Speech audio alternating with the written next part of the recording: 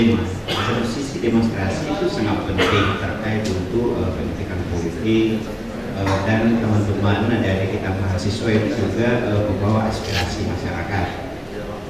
Lalu kemudian ada dampaknya. Ada penelitian menunjukkan bahwa dahulu itu persoalan demo yang berakhir anarkis itu masih persoalan urutan ke-9, tetapi penelitian terakhir itu menunjukkan bahwa setelah kemacetan, banjir, kemudian aksi-aksi kerusuhan yang termasuk dalamnya adalah aksi demo. Dan bagaimana Pak Adil dan Pak Dani menyikapi ada kasus yang banyak terjadi gara-gara mahasiswa, ada mahasiswa demo, ada orang tuanya meninggal di perjalanan menuju ke rumah sakit, terhalang demo, kemudian meninggal di jalan. Ada juga ibu-ibu yang melahirkan di jalan, maksudnya tidak sampai ke rumah sakit karena terhalang aksi demonstrasi.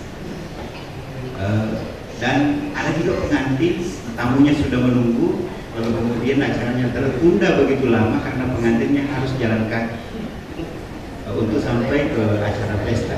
Ini akibat dari demonstrasi karena memang langsung memutus komunikasi transportasi itu. Tetapi di sisi lain mereka memperjuangkan nasib rakyat. Bagaimana melihat ini persoalan yang sangat dilematis? Saya pikir begini, Pak Firdaus, kita harus lihat pikirannya dulu demonstrasi. Yang pertama, dia ingin mendeklar apa yang dia protes. Maka yang pertama yang mereka inginkan adalah shootingan televisi. Jadi dia ingin dilihat bahwa ada sesuatu yang dia protes. Bisa dibayangkan kalau dia di shooting, saya kira teman-teman juga agak sia-sia untuk menyatakan apa yang dia aspirasikan. Yang kedua, persoalan akibat dari demonstrasi ini sebenarnya masalah kalau mengganggu ketertiban umum. Tunggu media. Kalau misalnya demonstrasi tidak mengganggu ketertiban umum, maka saya kira tidak jadi masalah. Selama aspirasi tersalurkan, selama masyarakat bisa melihat, selama tidak mengganggu ketertiban umum. Ini pemimpin cerdas. Mengganggu ketertiban umum seperti kasus yang saya sampaikan tadi. Iya, jadi begini. Di Makassar yang kita reveal saja. Dalam tata ruang itu, kebetulan ada tempat khususnya di sini. Saya merencanakan, mengusulkan, bukan lagi di yang utama, kan persoalannya dari struktur kota kita. Di situ ada kejaksaan, di situ ada DPR, di situ ada kampus, satu jalur, Pak. Ini satu kali dan jalur utama, satu-satunya jalur yang sekuens barat timur. Ini satu jalan, Pak. Begitu itu disumbat dan simpulnya utara selatan, selesai semua menjadi persoalan yang besar di semua kota. Maka saya sudah memasukkan namanya infrastruktur demokrasi. Saya akan membuat plaza demo di satu tempat, tidak usah kita sebut di sini, ya. Bagaimana orang seluruh aktivitas demo bisa menjadi perhatian seperti kira-kira di Plaza Trafalgar di Mesir, kalau di misalnya di Jakarta di Bundaran HI, kita bikin juga Bundaran HI yang tidak mengganggu. Masalah ruang. Kita buat supaya misalnya kita bikin taman presiden. Semua patung-patung mantan presiden ada di situ. Itu akan menarik TV nasional untuk men-shooting daerah itu. Nah, saya kira itu tempat yang bagus untuk demo. Ya, Pak Dani, apakah ini aksi-aksi mahasiswa di Makassar itu lebih anarkis, cenderung anarkis? Bagaimana hubungannya mahasiswa dengan kampusnya? Jangan-jangan juga ada hambatan di kampus. Artinya mahasiswa itu demo tanpa ada koordinasi dengan kampusnya, atau justru pelampiasan karena ada persoalan dia di dalam kampus dan lain sebagainya. Karena mahasiswa juga kadang demo di dalam kampusnya, bahkan ada tawuran antar fakultas sampai ada pembunuhan dan turun di jalan. Sepertinya siapa lagi yang mau didengar oleh mahasiswa, karena ternyata juga di pihak kampus ada masalah. Jadi begini, Pak, saya kebetulan konsultan kampus yang kebetulan ada kampus besar di Indonesia, itu beberapa kali mahasiswanya meninggal. Ternyata setelah saya lihat ada dua sebab. Pertama sebab keruangan dan kedua sebab personal. Apa itu personal? Mahasiswa kita itu pada umur namanya golden age. Apa itu golden age? Pada saat kita manusia pada saat muda insya ingin dilihat, ingin kita dihargai orang pada saat kita mencari kepribadian. Jadi kita ingin dilihat orang. Kita pernah punya masa muda pada saat golden age seperti itu. Nah, pada masa-masa itu tentunya kita harus memberi ruang pada hal seperti ini.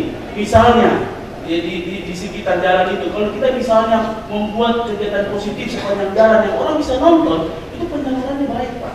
Tapi kalau tidak ada saluran yang baik di dalam kampung, apalagi misalnya sekarang ada keterpisahan antara pengelola pendidikan dengan institusinya dan mahasiswanya, maka saya kira ruang untuk show off itu akan tidak terakomodir.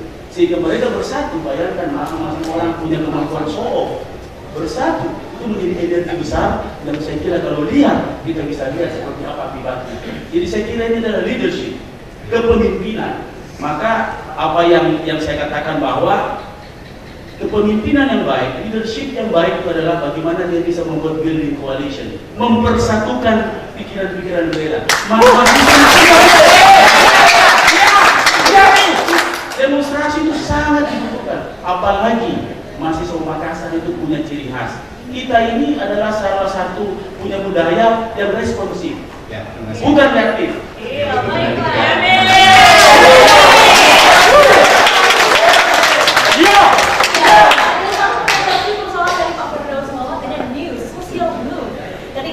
Bahkan kita balas dengan reaksi dari Kerjaya, Pak Gabantu, Pak Dadi Pomanto mengatakan selama aspirasi tersebut tersalurkan, kita akan buat tamu presiden untuk Anda show off ya. Oke, baik pemirsa.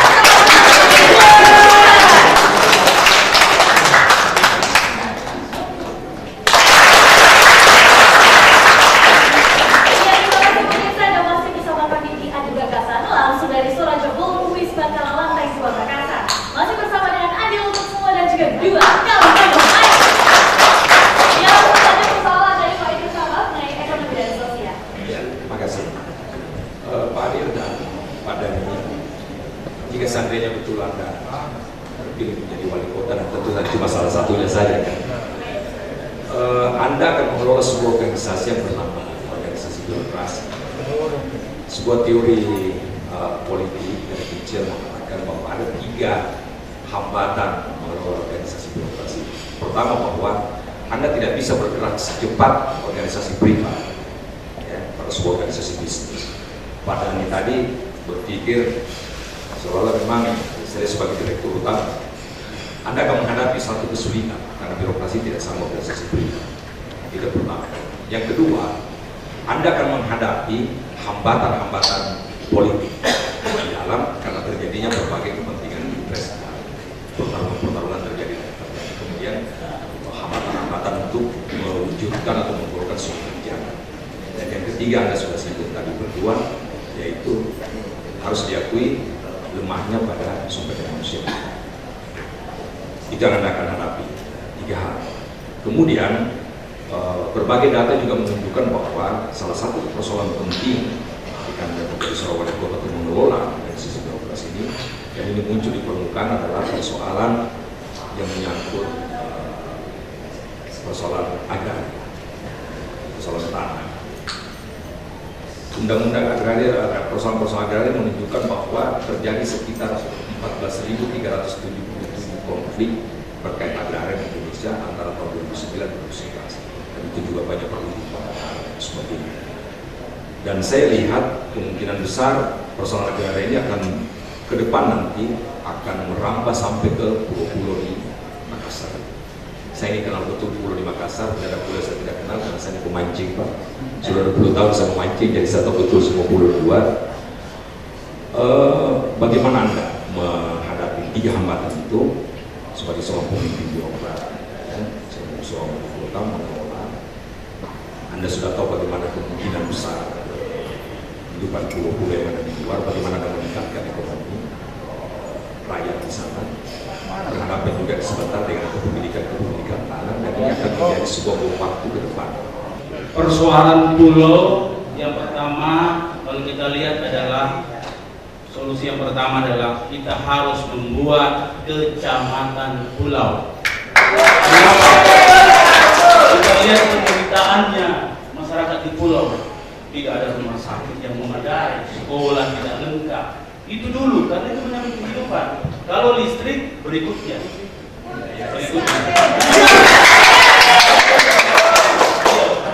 Nomor sekian. Karena ini menyangkut kehidupan, bisa dibayangkan.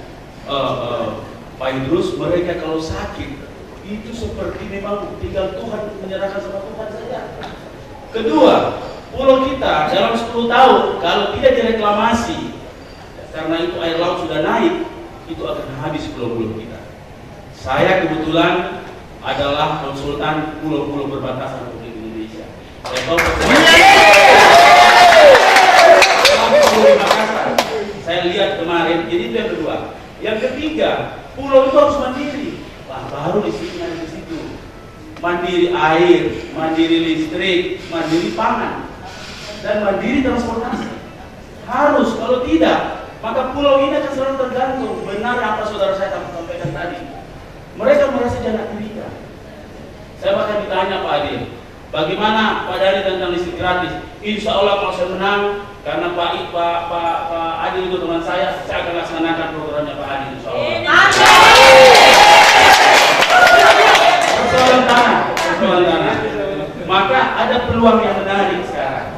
Kita harus memitigasi pulau-pulau kita kalau pulau-pulau kita tidak akan tenggelam.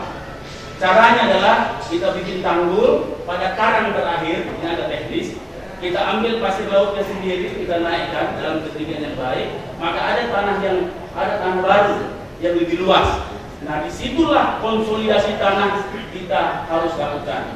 Apa yang persoalan tanah sekarang di Makassar? Pemetaan, Pak. Pemetaan kita itu overlap, tapi kita punya sudah satelit sekarang. Dan saya kira sudah saatnya, walaupun BPN itu adalah salah satu otoritas tentang tanah, pemerintah kota karena menyangkut, kan ada setengah-setengah di wilayah, prosesnya lewat pemerintah kota, kemudian di BPN-nya proses selanjutnya.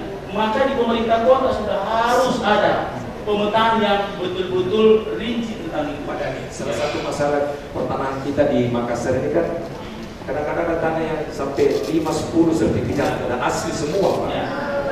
Kira-kira bagaimana Anda melihat persoalan dan mengatasinya? Sebenarnya bukan tapi dia bertumpuk, Pak. Bertumpuk karena pemetaannya. Bapak bisa lihat pemetaan, Pak. Saya kebetulan jadi tim nasional di dalam remote sensing Indonesia. Jadi persoalan itu adalah itu titiknya, Pak. Itu pada proses di lurah camat. Dia tidak tahu itu batas yang saling menggigit itu hanya di BPN. Nah, sekarang kadang-kadang dibuat padahal lokasinya sama, maka ada bertumpuk dengan 6, kadang-kadang 10, Pak. 10. Nah, kemudian ada proses apalagi dan yang paling banyak di pesisir, Pak. Karena pesisir itu kembang kempis, ada abrasi, ada sedimentasi. Pada saat abrasi dia hilang, maka pada saat sedimentasi hilang riwayatnya, ini muncul riwayat baru, Pak. Muncul riwayat baru. Nah, makanya menstabilisasi pesisir Makassar itu mustahil, karena itu menyangkut persoalan tanah. Nah, kenapa tanah menjadi persoalan besar? Karena di Makassar ini adalah kota kedua setelah Jakarta yang nilai tanahnya meningkat sangat tajam, hampir mendekati Jakarta, hampir sama dengan Jakarta. Artinya begini, pada saat dia nilainya misalnya Tanjung Bunga dulu, waktu mereka masuk, kebetulan saya juga termasuk yang kasih masuk, itu harga tanah 2.000, Pak. Sekarang sudah 10 juta. Perbedaan dari awal sampai ke atas itulah Makassar adalah menurut AC Nielsen itu yang kedua tertinggi. Jadi masalah tanah adalah masalah yang paling harus kita konsentrasikan untuk kita. Saya kira cukup, Pak. Terima kasih.